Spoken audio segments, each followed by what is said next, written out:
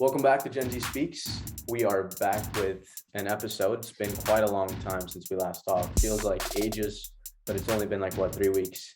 We're back, better than ever. My usual co-hosts with me. Firstly, we have Jenish Thanky, the soon-to-be Intel CEO, computer science prodigy. How you doing, man? Doing good, man. Hanging in there. Nice. And then we got Matthew Gutierrez, soon-to-be real estate tycoon, the entrepreneur himself. How you doing, man? Doing great, bro. Doing great. How are you? Good. Let's start with some personal updates. I know you traveled this weekend in Kansas City. How was that? Oh yeah, it was honestly Kansas City is completely different. People say that's just the Midwest for you, but I've been to the Midwest before, and it felt like a different vibe there.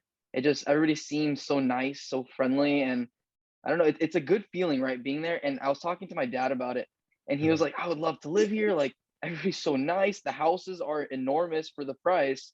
I mean, coming from California, it's normal for everywhere else in the country for houses to be that price, but coming from California, they're cheap."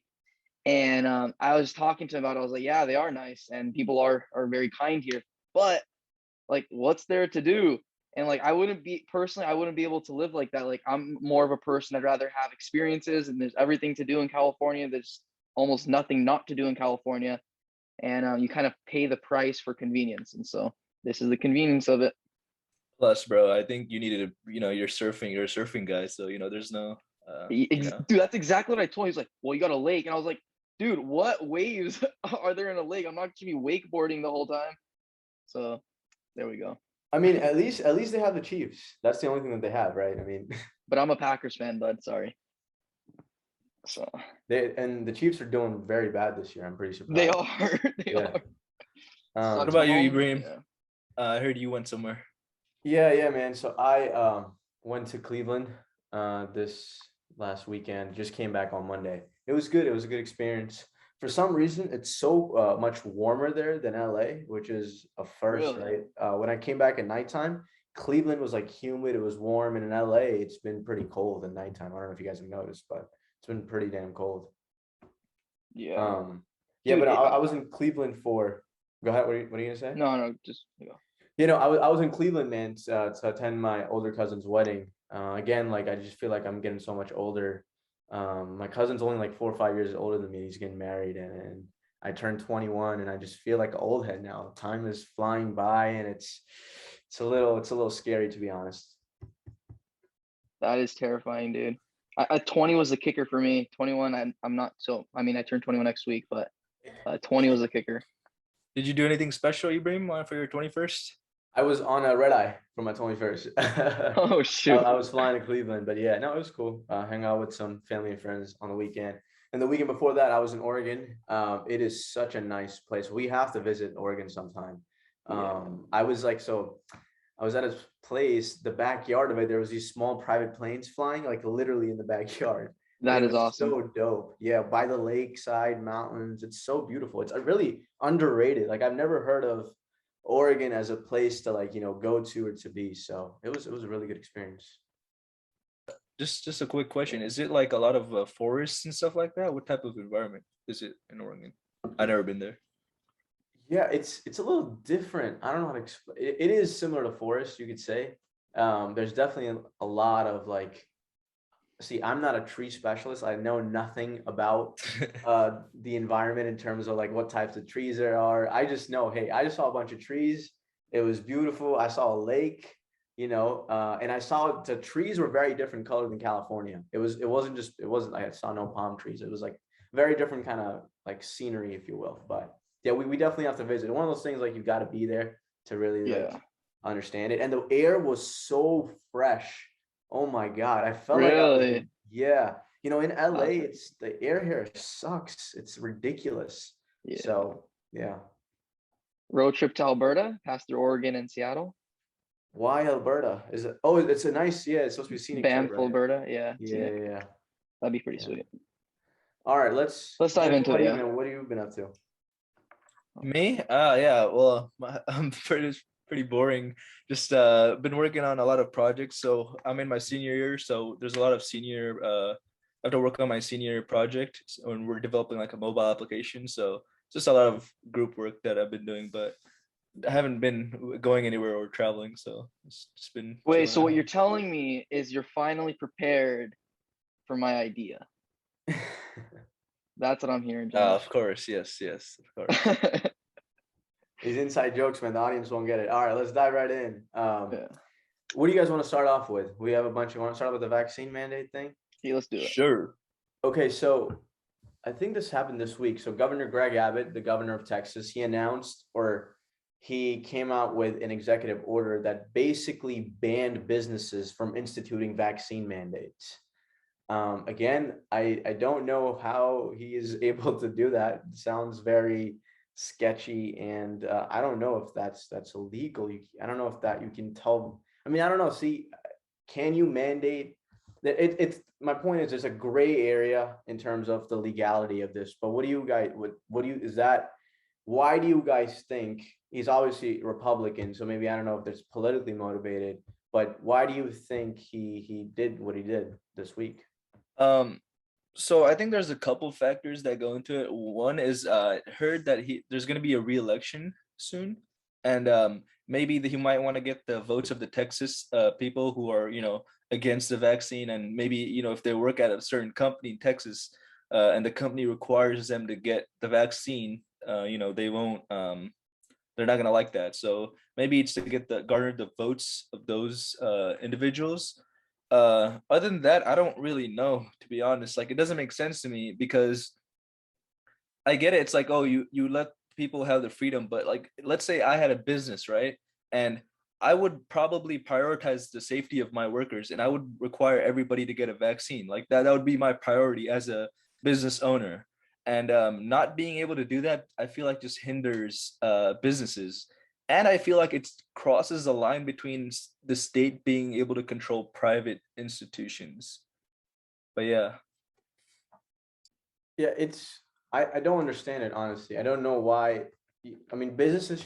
Yeah, I don't know why he's mandating businesses not to mandate the vaccine. It's very. It doesn't make any sense to me. I like you said, it's a business's first job is to provide all the resources to its employees, right, to make sure that they can be productive. And if they don't feel safe and comfortable around each other, they're not going to be productive, right? Some of them might not even come to work, and so I genuinely, like you said, I think it's politically motivated. He wants to inspire up the right, and like you said, the re-election I believe is next year, 2022, and so he's trying to get his base motivated, and he's just making a reckless decision, trying to be the tough guy, but in actuality, he's making a very cowardly decision. So that's my take on it. What about you, Matt? Yeah, I totally agree with you guys. I'm a big believer in like people's choice, right? And so when you talk about people's choice, it's like, first off, I don't believe in a mandate to require masks for every place, like I spoke on previous podcasts, right? But I also don't believe that there should be a mandate to not wear masks. I think that's even more irresponsible. And I believe that people have the decision if they're vaccinated to go ahead and not wear the mask, right? Because unfortunately, the virus can still get you, but there's a highly unlikely chance that it'll be taken. But it is what it is. I guess he's doing what he thinks is best for I don't believe that he thinks he's doing is what's best, but I do believe that he's trying to make it perceived that way, right? And so I don't agree at all. No. What kind of interests me is what Ibrahim mentioned, where he said that, like, I don't know if this is legal. Like, can you really tell businesses? I mean, I guess it's like a proxy because you're letting people not get vaccinated, right? But can you proxy through that through a business and allow that? Because I mean, I feel like a business I feel like it just should have its own decision making, and should have its own different regulations, if that makes sense. For sure, they're private companies, right? So if they're private entities, they should have their own regulations. And nonetheless, like, I don't understand how you can require like something such. It's like it feels like it's being even more politicized, and that's like the opposite of what should be happening. What should be happening is what's best for society, what's best for the individual, not what's going to get me more votes or what's going to get me here and there, or whatever it may be. I think that, people should have a decision whether they want to wear a mask or not, and it shouldn't be based on whether you're Republican or whether you're a Democrat, or regardless of what you are. It should just be what's best for society, what's best for me as an individual, and what's best for you. What's so like counterintuitive is that as a Republican, right? Not me personally, I'm saying in general, as a Republicans believe in having businesses make their own individual decisions, right? And they kind of pride over that fact. And so he's literally overreaching his power and telling businesses exactly what they can do. And again, like it goes against all his political beliefs and his ideology. And it, like you said, his main motivation is politics. He doesn't really care what the effect is going to be. The only thing it seems to me that he cares about is his re-election chances and him trying to stay in power. It's a sad reality. It happens across the country, and yeah, I don't know how we fix it. But like, yeah, just one notice to end off the topic. It's just that I feel like even in terms of politics, I think it's a bad decision because he's losing the votes of a lot of business owners, and business owners are heavily influential in like getting votes and pretty much being him able to have political power. So I just feel like it's kind of going against even his political agenda. Yeah, we'll see what happens in Texas. It's always interesting, right? Because Texas used to be a very solid red state. And then in recent years, it's become more diverse. It's become much more on the left side. It's like a swing state almost. You never know what's going to happen. And I don't know if you guys heard, but Matthew McConaughey has been like thinking about running for governor. Like he's been like contemplating it in interviews. Like when people ask him, he's like, look, like how with his voice, he's like, look, you know what I mean? Like he's like, I'm studying it. I don't know if I'm ever going to run it or something, but it looks like he's interested. So it'll be fascinating to see. If I live in Texas, I'll vote for him.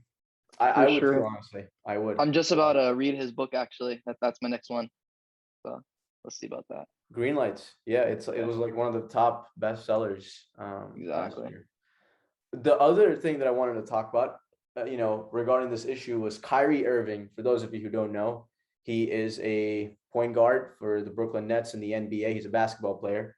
He is one of the best basketball players in the world, arguably one of the best point guards in the league. What he's doing is it's like, I don't know what you guys think about this, but he is refusing to take the vaccine. And his stance is that people should be able to make their own individual decisions, that the vaccine should not be mandated upon people, that it's personal choice. And the NBA, however, has mandated that every player get a vaccine to be able to play. And so the Brooklyn Nets, they gave like Kyrie Irving a little bit of leeway, say, hey, we understand your perspective, but you got to take the vaccine. And that leeway has like expired. The Brooklyn Nets have since moved on. They have told Kyrie that you can't play unless you get vaccinated. And so Kyrie his logic is that he has his platform and he's standing up for all those people who are losing their jobs over vaccine mandates. And so the Brooklyn Nets are no longer offering him $187 million contract extension. And there's a chance he might be traded. And so he's, potentially he can lose a ton of money over not getting the vaccine. Again, what do you guys think? Again, it's like the polar opposite, right? It's the kind of the polar opposite of what, I don't know. It's interesting to see what he does. But what do you guys think? What do you guys think his perspective is on this? Like, do you really think it's about, do you think he's just doing this because he wants to create a drama scenario, more attention, or do you genuinely think like he believes what he believes? I honestly don't think it matters what he believes on this perspective. I think like he has the option to get the vaccine or not get the vaccine. And, the thing is, if he says he's doing it for the people, then take it as face value, right? Who are we to judge whether he's doing it for whether the people or just because he doesn't want to get the vaccine himself? And so I'd say take it as face value. Don't look too much into it because, now you can create some resentment towards somebody that you don't know. And I don't think that's a positive thing to do. But what I really think is that it's his money, right? If he's willing to risk $100 some million, then that's what he's willing to do. I mean, if it's that important to him, then that must mean it's that important to him, right? And he doesn't necessarily need the money, and he obviously doesn't want the money if that's the case. I personally wouldn't do it. I value the $100-something million more than getting the vaccine. But I mean, that's his option. I mean, that's his choice. I mean, I just think that's Kyrie, man. Like we've seen throughout the years that he's a believer in like flat Earth. He's believing like the Illuminati and all this stuff, and he's just a big conspiracy theory guy. So, and he probably believes that the vaccine, um, has some crazy side effects or something like that. So, I mean, I truly do think that he believes in what he's saying, because there's no way a rational person would uh not just do this for a show when $187 million are on the line. Okay, so in his defense though, the flat earth thing, so for those of you who don't know, like 3-4 years ago, a reporter asked him a question, or somehow he talked about the earth being flat, and like he kind of stuck by that position. But he was joking, in my opinion. Like it was pretty clear that he was just messing around, testing the patience of the reporters. But in any case, I think, look, Kyrie is a good guy. He is really cognizant of his platform. He really wants to like help out the community across the world. I have a soft spot for him because he built out water wells in my home country of Pakistan. And so, like, I don't know of any NBA player that's done that. So I have a soft spot for him. I think he genuinely believes that the vaccine is a personal choice and that it should not be mandated. But I think as a professional, as an athlete, you have to understand your first responsibility is to the team, to the fans, right? Like the team that pays you. And so there, maybe during press conferences, he can raise awareness about this, but he has to take the vaccine because over 90% of NBA players are vaccinated. I think he's the only one left, literally, in the league, in the entire Yeah, league, that's yeah. not vaccinated. The And one so before that was Andrew Wiggins, but then Andrew he got Wiggins, vaccinated. but then he got vaccinated. But and the thing is, like, if he doesn't get vaccinated, he poses a risk to the players around him, right? So I think he should get vaccinated. Just do it, Kyrie. You know what I mean? Like this is the best. If you truly, also one thing, in using his philosophy, he really wants to create change and impact. Imagine what he's losing out on with $200 million almost. He can change the world. He can, like, make thousands of water wells across the country. And so if he thinks about it in that way, like, this is a good rational decision to take the vaccine, play on the team, win a championship, and use that money to maybe raise awareness about the side effects of the vaccine or something like that. Oh, But I think, yeah.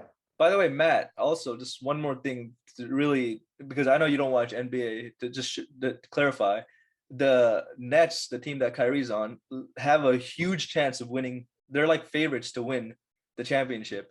And if Kyrie doesn't play, that will actually hinder their performance a lot, because they have like two of the greatest scorers on their team already, Kevin Durant and James Harden. And if they have Kyrie, I think like they'll be unstoppable, except for the Lakers, obviously. But they have a high chance of winning pretty much. So it's even more of a big deal. If he was just on like a whatever team and he didn't play, it would be like whatever. But because they're a championship caliber team, it's a big deal.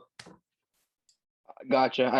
I see the impact now, but I still stand by what I'm saying. Like, I think he still has a decision to choose. Yeah, obviously. Yeah, I mean, it Yeah. is his decision at the end of the day. Janish, what I don't get is, how do KD and James Harden like reckon with this? Like, what do they say to Kyrie? Like, bro, please, come on, man. Like, what are they doing? Like, they must be like, imagine not having that third key piece to a championship winning team. Like, it doesn't make any sense to me, like, how he's able to maintain a relationship with these players. Like, I don't even know if James Harden or KD are still cool with him. I know KD's a really good friend of Kyrie, but I don't know how, even if Kyrie joins back, like, isn't it going to be weird with Kyrie, this guy like who refused to get the vaccine, did all this like thing, and I don't know. Dude, you know what else is kind of bad about Kyrie is like he's super unpredictable. Last year, even the years before that, like he would just randomly miss games. Like just randomly like doesn't show up because he has personal issues or personal, like he has to do something, and he doesn't even inform the team.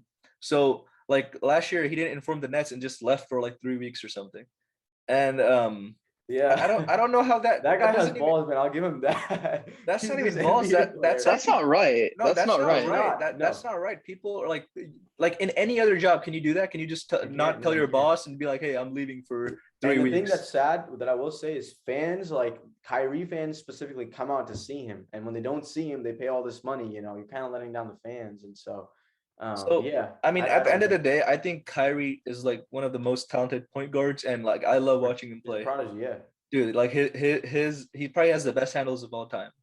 Um, but in terms of like I feel like it's just a lot of I feel like I know what he's trying to do, but he's not doing it in the right way. Exactly. You hit it right at the buck. Yeah. I know I have empathy for what he's saying, but it's just the wrong way to do it. And you know what? I'd love to see a movie on Kyrie Irving sometime in my life. Like what a movie it'd be. But Kyrie would have to be like an integral part of the process for the movie to be successful. Because someone would have to like get down deep in his mind and like how he thinks and like it'd be cool to see. But enough of Kyrie and the vaccine mandate. Let's move on to Let's move on. someone Let's else. move on to some international affairs, or not even international. It's just U.S., I guess. But Yeah, go ahead. Lead us into that, Derek. so there's been a recent story about a senior cybersecurity official at the Pentagon, and he said he's resigned because of the slow pace of technological development in the U.S. government. And he pretty much said that, just to summarize, that it's pretty much impossible with our current technology or pace of development to compete with China, who's like the other leader in technology. And he said that in his opinion, this is quotes, we have no competing fighting chance against China in 15 to 20 years. Right now, it's already a done deal. It is already over, in my opinion. That's quotes. And this has actually been like a big thing. I just feel like the U.S. government, in terms of technology, is actually so far behind. I think our businesses are ahead, like Apple, all these tech companies we have. But in terms of like our government technology, it's just so behind. And I mean, one major like factor to this might be like the Congress was making all these policies, dumping money into different things and not into like cybersecurity or other technological advancements. I mean, half of Congress thinks like the iPhone is like magic or something. Like you ever see the hearings? Like it's actually crazy. But I feel like this is a big deal, and even like countries like North Korea in like the 1990s, they started developing their cybersecurity and their group of hackers, in the 90s, and Kim Jong-un has heavily emphasized that he funds a lot of money into making these armies of hackers and stuff.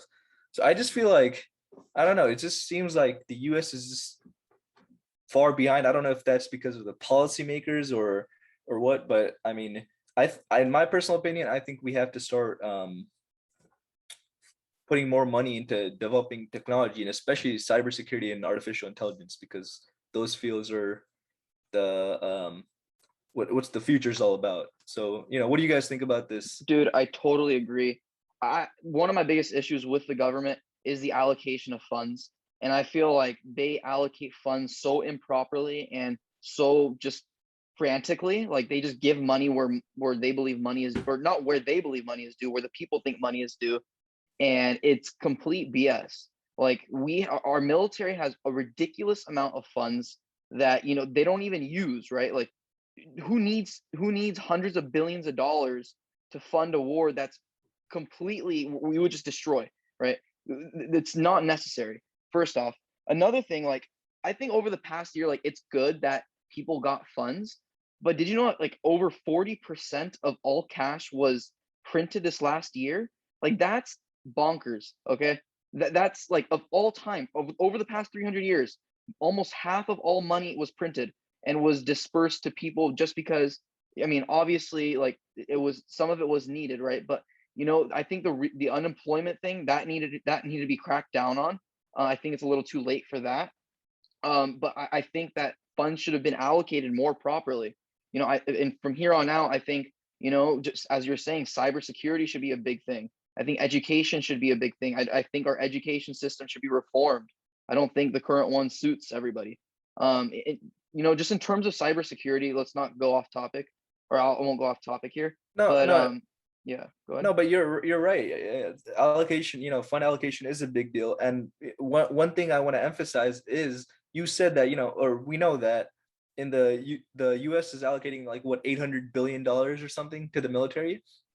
And Yeah. what and maybe that's fine, maybe you're a patriotic, figure, and you're like, hey, we got to protect our country, and that's fine. But one thing that people have to realize now is like wars are not going to be fought with machine guns and missiles and stuff. They're going to be fought through technology like AI, like because it's all about age of information. Like if China can hack into our information systems, they're going to win the war. That's literally all it's going to be about. It's all about information. So if they're going to even fund the military, might as well fund like technology like AI and cybersecurity, which is I mean, in proxy, it's would be helping us in like a war or in a defense sense.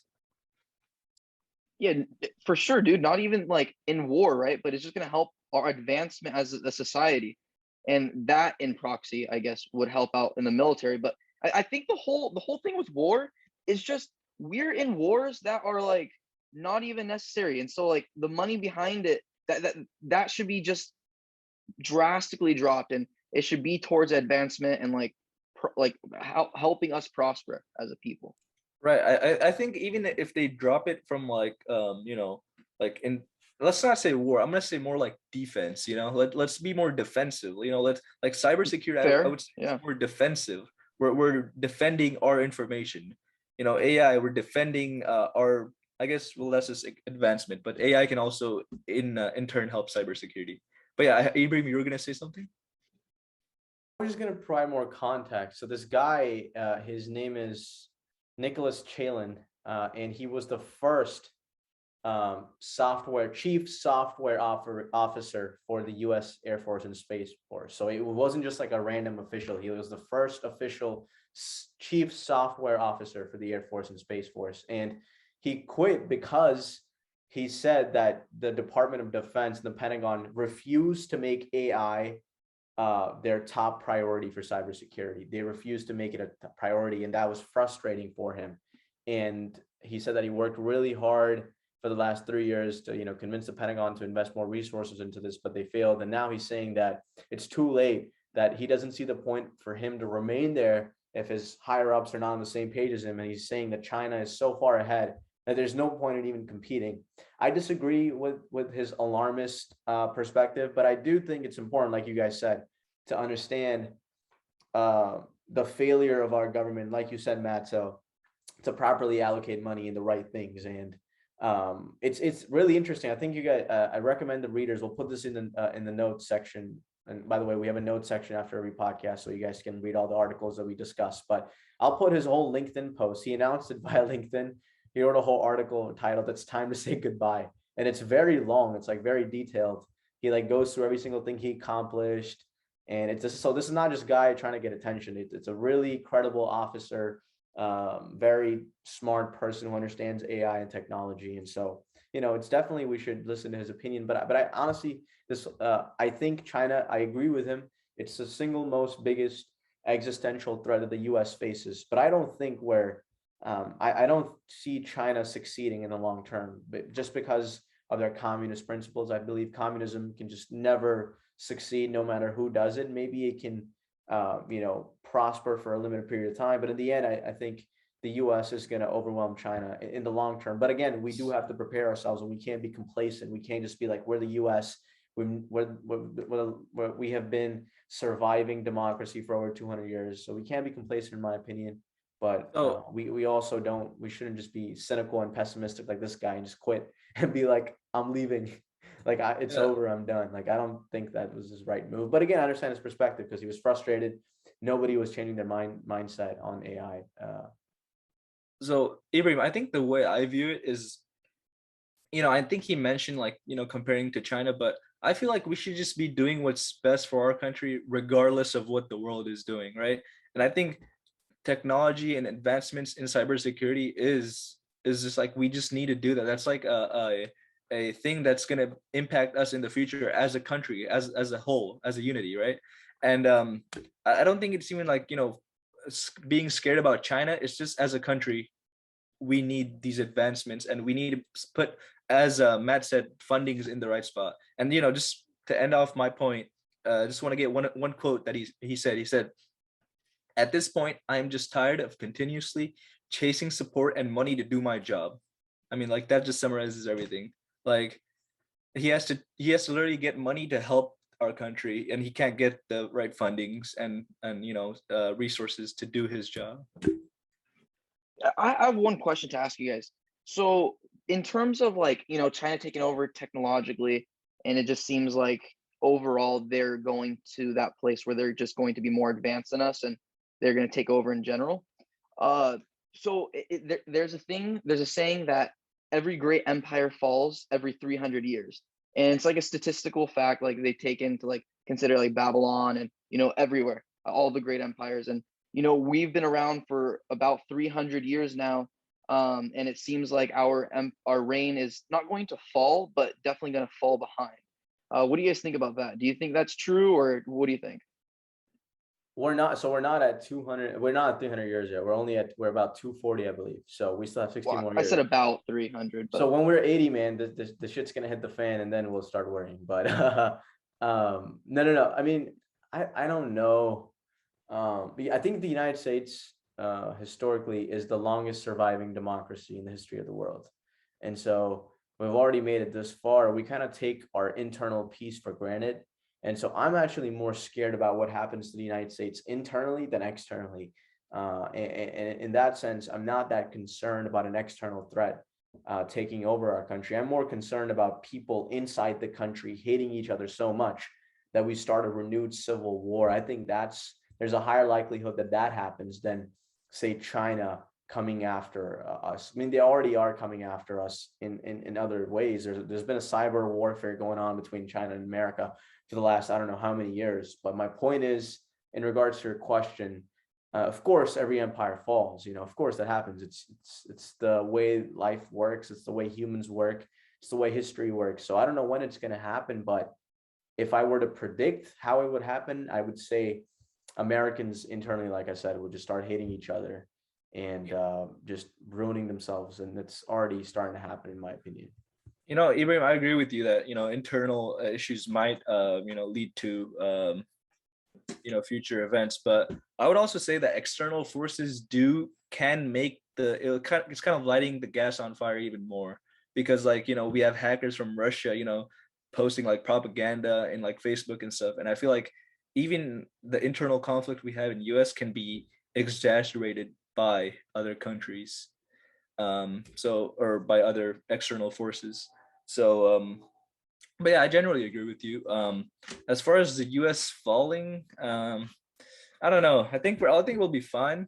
It's just that if we don't become like complacent and we start just doing some dumb stuff, I guess then we'll fall. But I think we should be fine. I believe in the U.S. government and in the people. I think we have some of the smartest people in the world, and we'll figure it out. I think that was interesting. You said, as long as we don't become complacent, right? Because I think what happens is when people become complacent and things are just okay, things are just settled in life, that things just kind of like happen, right? And if things are just happening, there's other people in this world that are more hungry and more driven and are more prepared. And so those are the people that take down the complacency. And so I think that, if we do become complacent, we're just okay with where we are, then other countries or other people within the states will go ahead and try to take over and, try to make what we've created fall. So let's move on to your next topic, Jenish. Yeah, so one thing I wanted to talk about, I don't know if you guys watched, it's been like the big deal this past week, has been Dave Chapelle, the legendary comedian, the GOAT himself, his new special on Netflix called The Closer. And he mentions a lot about transgenderism, and he talks a lot about that topic because he's been gaining hate from the transgender community throughout the years for like some of the things he said. And one thing, like, this is the one thing that everybody is saying on like Twitter and stuff right now, This is what Chappelle said, and I'm gonna quote it. All right. He said, "Gender is a fact. Every human being in this room, every human being on Earth had to pass through the legs of a woman to be on Earth. That is a fact." So like, there's that's like some stuff he says, that, I mean, it is a fact, but it's been kind of getting hate from transgender LGBTQ community. And I don't want to talk about the whole transgender thing, but what I do want to talk about is the fact that everybody on Twitter is trying to cancel him and stuff like that. Like everybody's trying to take him down. And the thing I don't understand is, like, this is stand-up community. I mean, stand-up comedy, right? Like, stand-up comedy is supposed to be about pushing the lines, thinking about like things. By the way, I watched the special. It was really funny. But it's supposed to be about pushing the lines and talking about things that we wouldn't really talk about in other scenarios, right? Like, we always see comedians talking about some insane stuff that we really wouldn't talk about anywhere else, but they add a funny twist to it. So I don't really understand why people are taking like stand-up comedy as a form of attack. Like Dave Chappelle's trying to attack someone. It really just doesn't make sense to me. And what's more crazy is that Netflix sent out an email to all their employees, because even some of their employees were like kind of questioning the special.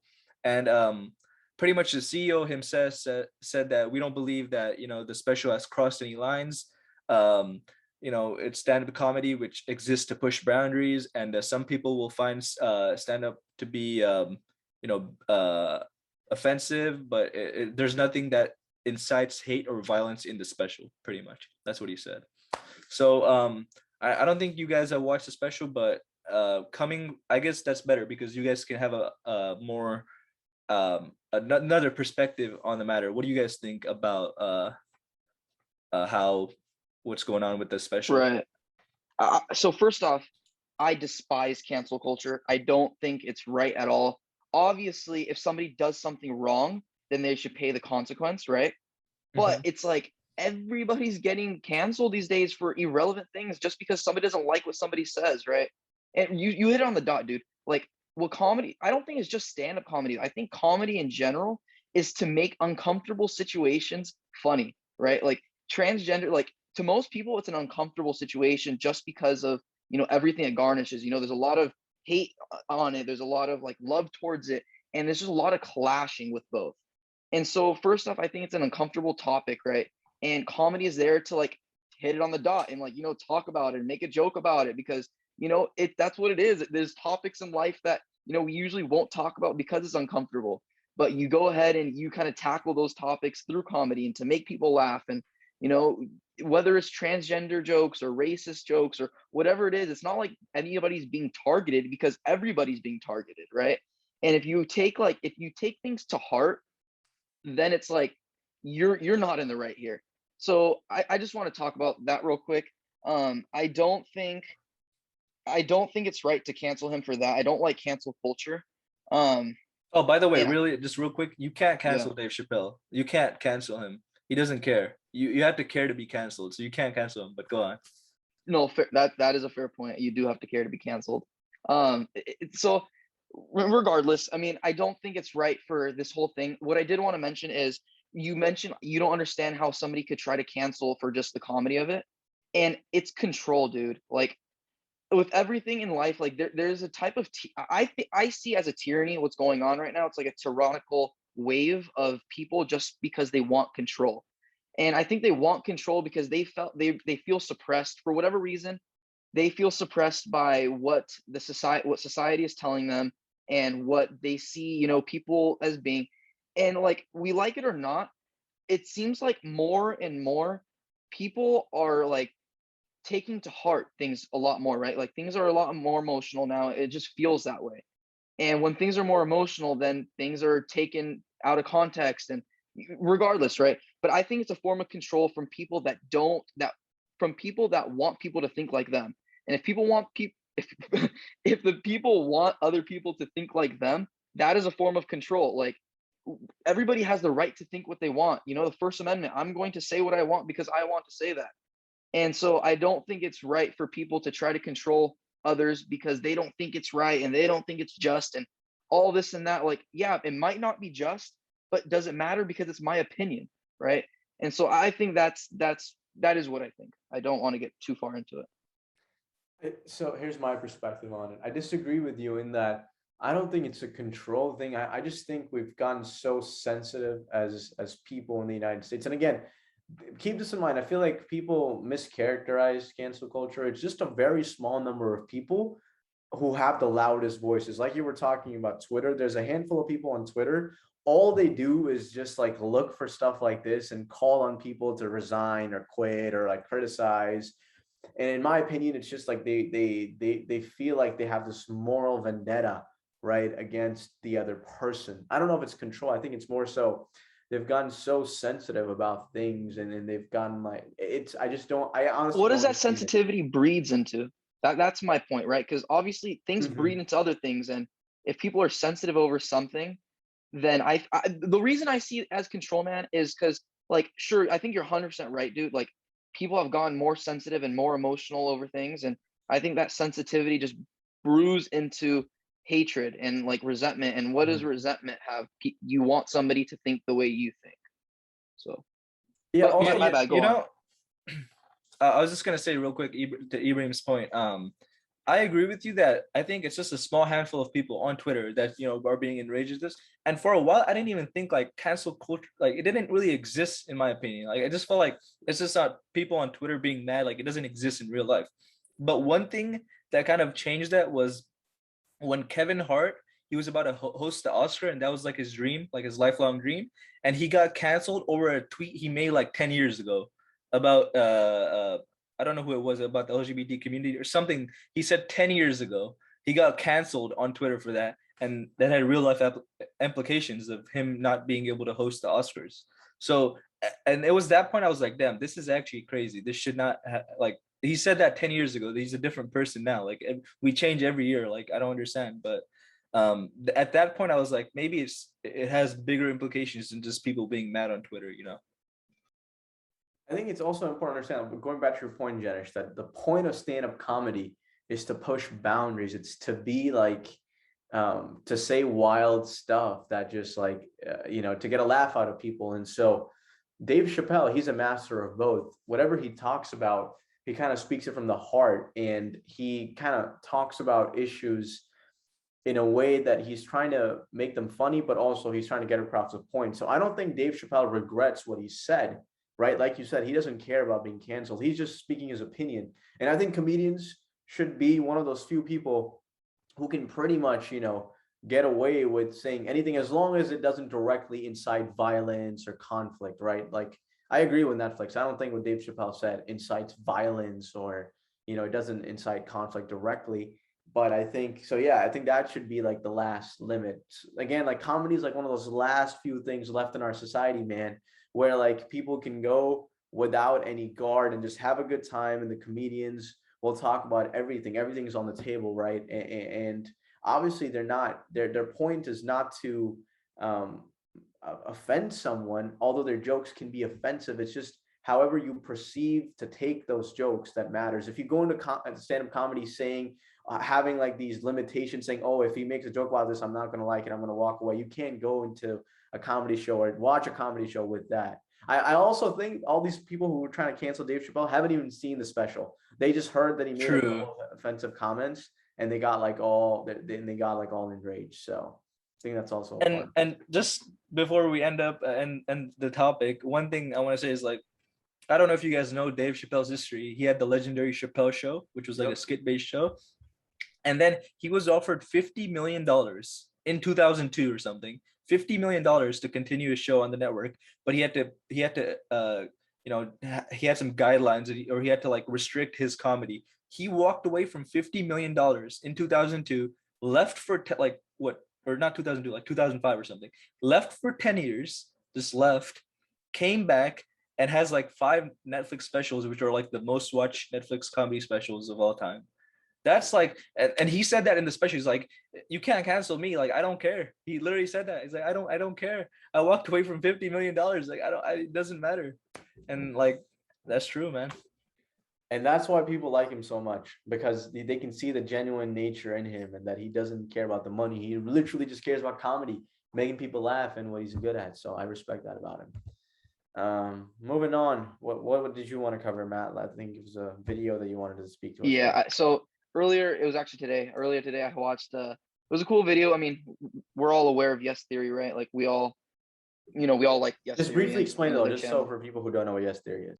Okay, for sure. So Yes Theory, their whole thing is they're trying to kind of push boundaries, and they don't want the typical word no to keep them from doing things. And so what they'll often do is they'll do things like go to a country for 24 hours with zero money, right? Or for this topic as an example, they went to a country that doesn't exist.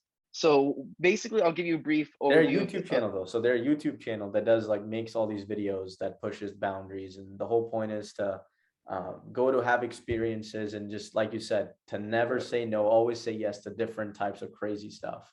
Right, correct. So so for this video as an example, I thought it was awesome. I haven't seen Yes Theory in a cool minute, and so I saw one of the videos today, and I thought I was like, wow, that's awesome. So basically, Thomas Bragg, he and another guy, Eric Bach, I think that's the name, Eric Bach.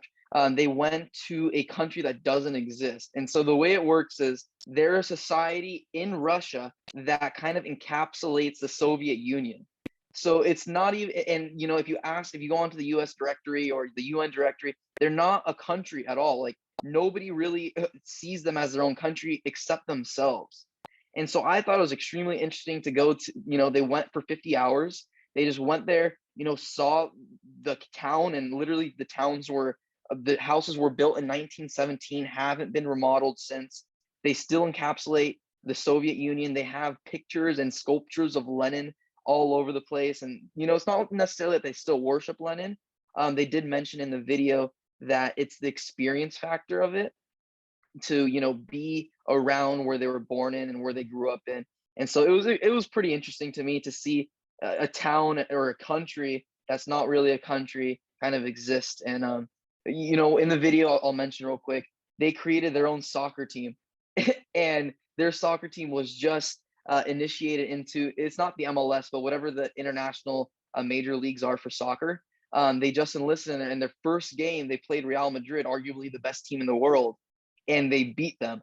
And so it's crazy. Wait a second. Yeah. So how big is this country? 500,000 people. Wow. So it's Yeah. 500,000 people. So it's half a million people. It's not like it's not like a town. It's literally like a country. Where? So geographically, do you know where it is? Like, it's in Russia.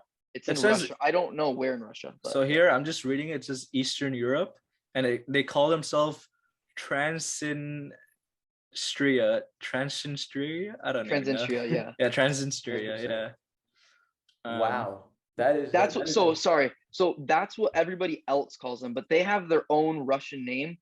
It's something of Republic. It's just like I don't know Russian, and so I don't know how to pronounce it. But yeah, it's interesting though. What do you guys think about that? Would you be interested in going to a country that doesn't exist? Well, I have a lot of countries to visit that do exist. So first, I'd like to check those out, and then I might think about going to there. I'm on the same boat, man. I got like 100 countries to cross off first before I delve into this country. But wait a second, you said so their soccer team beat Real Madrid in La Liga. So that happened. What? When did this happen? This happened, I believe, 2 weeks ago. A week ago, 2 weeks ago, yeah. Wow. That is insane. They beat Real Madrid. That's intense. Like, it is intense, right? You have a country of 500,000 people, and they're not recruiting from other countries because they don't exist in themselves. Right. And so it's just they put together a soccer team that only consisted of their citizens, and they went ahead and made it into the La Liga and beat Real Madrid. So they're not recognized by any international organization. No, why not? They're not recognized. Why not? Honestly, I have no idea. I didn't look that into it. But yeah. I'm surprised, bro. I'm surprised Putin hasn't went in there and conquered it already. He's like, what? Russia? This is Russia. What do you mean? So actually, wait, my bad. Real quick. So check this out. So they still there's no border, right? Because there's no country. Right. But they put their own border up in order to get into the country. And so technically it's not legal or it's not allowed to exist, but they still did it just So for it's the a heck of wannabe country. They really just want to be recognized. That's their ultimate dream. Okay. it. Interesting. Wow. Damn. So Go yesterday, ahead, Janish. I'm good. I'm good. That's fine. I was just gonna make a comment, but no, it's fine. so that was the whole thing. That was the video. They just went to this random country, had a good time, and that's it. What were the people Well, like? yeah. I didn't watch the video. Oh my God. So this is something, okay, I actually want to touch on this. Thanks for reminding me. So people there, like, I mean, I haven't been there, right? But according to the video, they're extremely nice and extremely giving. And so they went to this one pop-up shop in front of this lady's house. She's an older lady, extremely nice. She knew that they weren't from Russia or they weren't from the area. And she went ahead and gave them food and like wasn't asking for any money. And so Eric, he ended up not ended up. The reason he went is because he knew Russian and he was able to speak Russian with the people. But he was talking to this lady and she was telling him that, you know, in terms of US dollars, they make about 150 US dollars a month. And so so she had an operation, she had an eye operation coming up, and Eric and Thomas, they ended up paying for operation because it was $800. I mean, that's nothing to us coming from the United States, right? For an operation, but to them, that's about 6 months of working in order to get that operation, and that's coming out zero. That's netting $800, right? And it's just interesting to me how, you know, it's not only in Transylvania or whatever, Transylvania or whatever, but it's like all these smaller like me, Jenish, right? We went to Vietnam, dude. How nice were they to us? Like they were so nice. Like it just felt like didn't it feel like we were just not even tourists, but like we were treated as guests? Is that accurate? Yeah, I would agree with that. Right. And even Yeah. in Thailand, like Mhm. when we went, we felt like guests. We didn't feel like tourists there. Obviously you have your fools here and there, right? But Yeah, the cab overall, like, drivers trying to rip us off. The tuk-tuk yeah, drivers exactly. trying Like to here and there it happens, but they're just nice to us. And to make $150 a month and still want to give like without anything in return, that mindset is just, it's insane to me and it's awesome. I love hearing stuff like that coming from the United States, like extreme capitalists, and all we care about is the dollar and what our dollar's worth. And so it's cool seeing that. Yeah, and I think that's what traveling is all about. It's just getting to know different people, getting to understand different perspectives of life. 100%. I think traveling is fun if you stay at a place for more than 2 weeks. I feel like back-to-back traveling, only going to some place for like I've been it's not like international traveling, but like domestically at least. Like I was traveling these past 3 weekends, and one thing I realized is to truly explore a place, you gotta be there for at least more than a week. Like you don't really get the full experience in a day or two, and that just becomes like it's not fun. Traveling is not fun if you just do it. Dude, I agree. I agree with you so much, dude. That's like when I was thinking about this. When you travel, right, and you're traveling somewhere for like a week or 5 days, what you're pretty much doing is you're gonna go to all the tourist locations, and you're gonna check those out. You're not gonna really be able to understand like the landscape or the local people that are living, and get to interact with other people. It's just all about, hey, here's this tourist location, go there, oh, it's cool, come back to the hotel or wherever you're staying. And I don't think that's the traveling I would like to do. So what if you could go? If someone gave you guys like $10,000 to go to one country, where would you guys go? Italy. I already have Italy. it. Why Italy? So what I have this crazy plan, or it's not even crazy. A lot of people do this. Is I want to go to Italy and I want to start from the north and go down all the way, like from the north to all the way to and then end up in the islands. That's what I want to do. So okay, I agree with you, Josh. I really want to go. So I have 3 on my list. Okay, so I obviously No, you have to pick encapsulate one. all 3. You got to pick one. Okay. Well, no, I'm gonna pick 2, Ibrahim. No, you can't. That's the whole point. Sorry, No, you gotta pick one. Just listen. You'll understand when you hear my plan. You won't get the 10K. The guy is offering you $10,000. You have to pick one country to live in for a week. He won't give you the 10K. It's game over. You have to pick one. 1 week? If it's only 1 week. Yeah, 1 week. Okay. Well, man, I'm gonna answer your question and I'm gonna say what I want to say. Okay. If it's 1 week, I would do Iceland. Like there was this road trip that they do around Iceland, And so Iceland has this one giant stretch of road that goes full circle. And you can see, you see the northern lights, you can see volcanoes, you can see black sand beaches, you can see the entire landscape of Iceland going on this road trip around that one road. And so if I was given any amount of money to go for 1 week only, I would choose Iceland. Wait, I didn't know it was 1 week. The Italy Yeah, plan it's would 1 take like week. a month. That's what my point, man. So if it's 1 week, Iceland. If it's 2 weeks, I'm gonna go ahead and say it. So I have not 2 weeks, sorry. I want to go for 2 months. Like this is like an extended period of time. In I want to hit Iceland? Italy. 2 No, months. Iceland 1 month. But this next thing I'm about to say, I want to hit Italy and I want to hit Greece. Like those are my 2 top bucket lists right now. And I really just want to immerse like both, like how we immerse Thailand, Janish. I want to immerse like into Italy and immerse into Greece, but I want to go in both. Like I want to hit Switzerland, obviously, but both of those are the top. Dude, Greece and Italy, you're gonna be eating good food the whole time, man. The whole Yes, time. sir. Hey, bud, come on, that's part Wait, of it. what about right? you, Like, Ibrahim? good eats only. 10K. So I don't want to repeat your answers. I feel like Europe is a little overrated. I don't know. See, I've only been to the UK. So I've never been to like Eastern Europe. So I obviously I don't know what it's like, but I would go personally if I was given 10K for 1 week. It's either between Brazil or New Zealand. I'm gonna go ahead and say Brazil. I don't know did you guys ever see Rio as a child? The movie Rio Of about that? course. That Yeah. movie like made me just fall in love with Brazil, the culture, the people, the places, the scenery. So I'd love to go to Brazil for a week. Yeah. That'd be pretty sweet. What do you think about Peru? I don't know much about it, so I wouldn't know. Dude, that's All I know is bro. Lima is the capital of Peru, right? Yeah, dude. So, dude, Peru. I feel like Peru is the most underrated country like out there right now. Their landscape stretches from beautiful beaches, obviously, to like rainforest, to obviously there's not yet what is Machu Picchu. Obviously, Machu Picchu is, I was gonna say Chichen Itza, but that's in Tulum. Machu Picchu is there, right? But they have like their landscape is just next level, extremely underrated, and you get the most bang for your buck in Peru, and that's where I want to go next summer. Hoping I can get 2 weeks to go ahead and check that out. But you've never been there though. I don't understand how you can say that. That's a bold statement to make. The most underrated country in the world? Come on. Oh no, fair. From my research and my due diligence, it seems like the most underrated country. Okay, that's a better statement to make. Sorry, Ibrahim. Semantics, right? All right, I think that's a good note to end the podcast. We went almost for an hour. Hope you guys enjoyed. Please subscribe, like.